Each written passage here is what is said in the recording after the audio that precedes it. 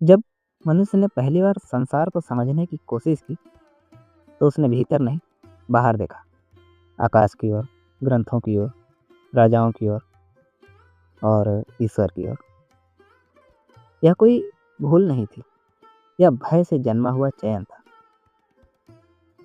क्योंकि बाहर का सत्य सुरक्षित लगता है। यदि सत्य किसी ग्रंथ में है तो आपको स्वयं नहीं सोचना पड़ेगा, केवल मानना पड़ेगा।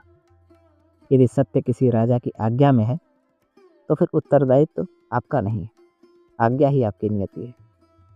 यदि सत्य किसी ईश्वर द्वारा दिया गया है तो प्रश्न करना अपराध बन जाता है।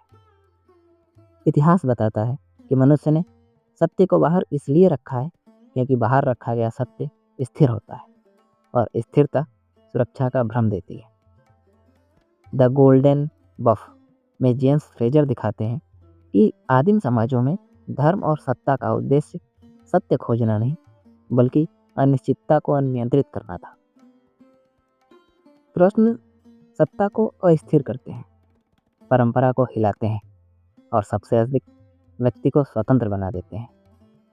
और शायद इसीलिए लगभग हर सभ्यता में प्रश्न करने वाले को विधर्मी कहा गया, संदेह करने वाले को देशद्रोही बनाया गया और सोचने वाले को पागल और खतरनाक कहा गया। हेना अर्डेंट ने ओरिजिन ऑफ टोटलिटेरिज्म में लिखा है कि सत्ता हमेशा ऐसे मनुष्य चाहती है जो उत्तर स्वीकार करे, प्रश्न नहीं। प्राचीन धर्मों में सत्य को वेदों में, बाइबल में, कुरान में, तोराह में स्थापित किया गया और इस प्रकार इन ग्रंथों ने सत्य को व्यक्ति से बाहर स्थानांतरित कर दिया। और जब सत्य बाहर चला जाता है तो मनुष्य भीतर से खाली हो जाता है। मेरिचा इलियाडे ने अपनी पुस्तक द सेक्रेड एंड प्रोफेन में बताया है कि धार्मिक समाज पवित्र को बाहर स्थापित करता है ताकि सामान्य मनुष्य प्रश्न न कर सके। दर्शन का जन्म किसी क्रांति से नहीं हुआ, किसी तलवार से नहीं, किसी नारे से भी नहीं। दर्शन का जन्म एक शांत संदेह से हुआ है। यूरोप के आयोनियन तट पर कुछ लोग पहली बार यह सोचने लगे कि यदि सत्य देवताओं ने नहीं दिया तो क्या हम स्वयं सोच सकते हैं। थेल्स ऑफ मिलेट्स ने देवताओं की कथाओं को नकारा नहीं, बस उन्हें अपर्याप्त माना। उन्होंने पूछा, क्या संसार का मूल तत्व ईश्वर नहीं प्रकृति हो सकती है? और यहीं से दर्शन शुरू होता है।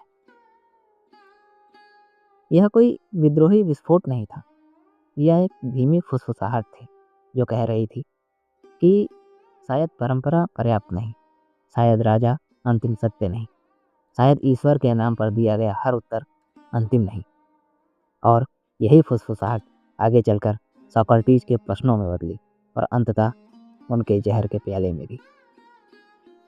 आपके मन में कभी यह भी प्रश्न उठ सकता है कि वह पहला व्यक्ति कौन था जिसने सब पर संदेह करने का साहस किया होगा?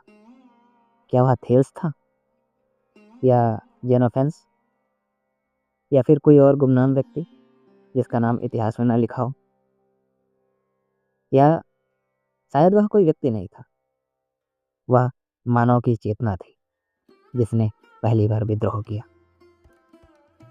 और आज हम समझते हैं कि सत्य हमेशा बाहर नहीं होता।